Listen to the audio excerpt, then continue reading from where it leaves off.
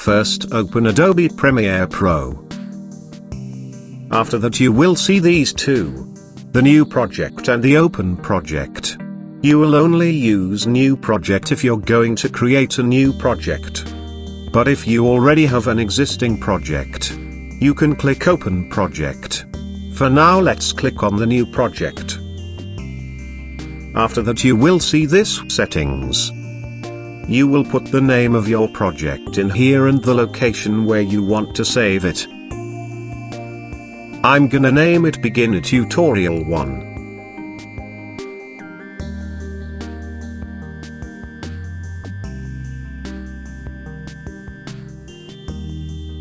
And I will save it to this folder. Then click OK. Wait for a few seconds. Now this is what we call Workspace. We have different workspaces here. The Learning, Assembly, Editing, Color, Effects, Audio, Graphics, and Libraries. For now we will just focus on the Editing workspace, because other workspaces are way too complicated. Now let's import our files.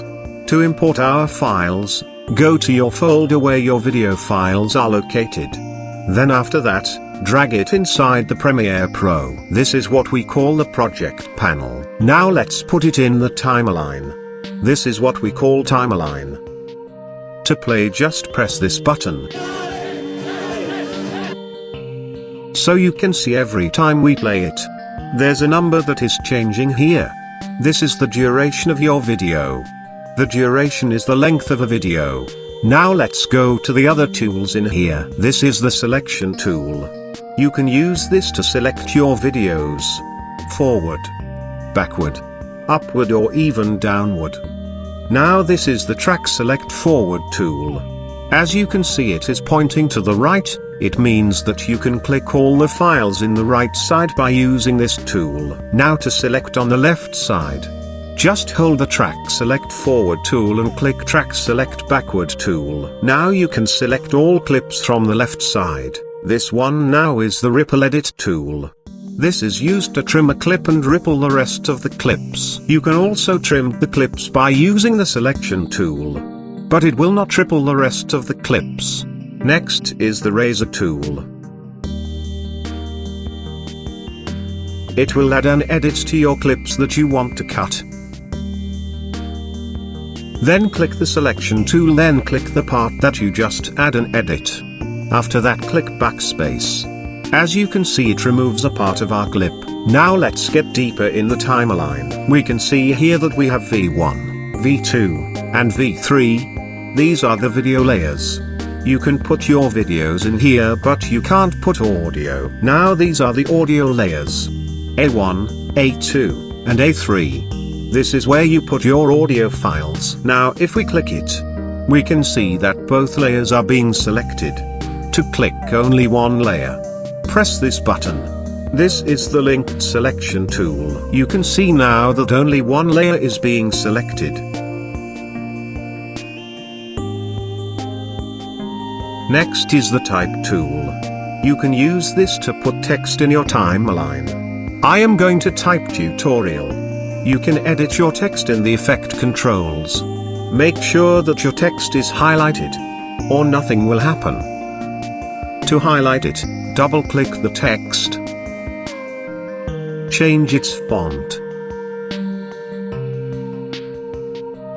You can now see that the text is changing its font.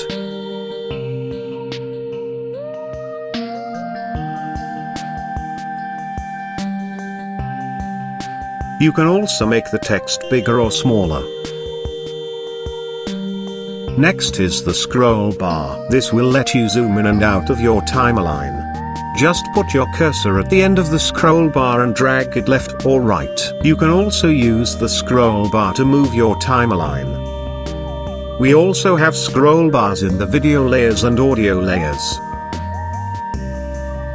It is just the same as the scroll bar below. Now let's get deeper into the effect controls. We have the position. This is the Y-axis. It will help you to move your clip vertically. Now this is the X-axis. It will help you to move your clip horizontally. To undo this, click Ctrl+Z. Now we have the scale. The scale will let you zoom out and zoom in into your clip. This will just zoom your clip. It will not resize it. We have here the uniform scale box. If we uncheck it, we can change the scale width and height one by one. Unlike if we check it, the width and height are changing at the same time. Now we have the rotation. This will rotate your clip. Now the anchor point. This anchor point serves like a thumbtack. If we click it, you can see that there's a circle at the center of our clip.